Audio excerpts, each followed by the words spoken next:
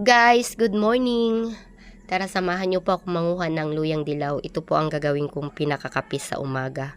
Matagal ko na po itong ginagawa. Sa mga di po nakakaalam, ako po ay matagal nang may thyroid cancer. Simula pa po noong 2019. Hindi po ako nagpa-chemo at radiation.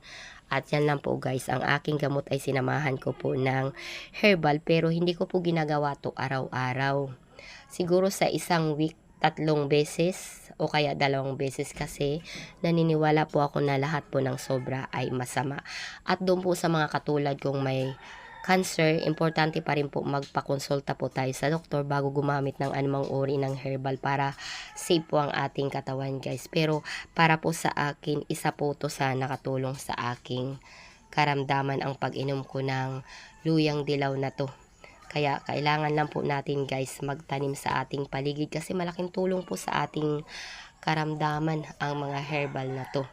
Pero wag po din po natin pababayaan na magpa-check up sa ating doktor. At syempre sinamahan ko rin yan guys ng sambong.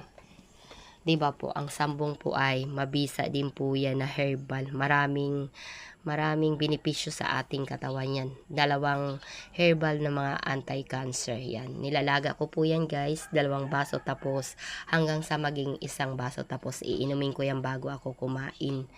Yan po ang ginagawa ko.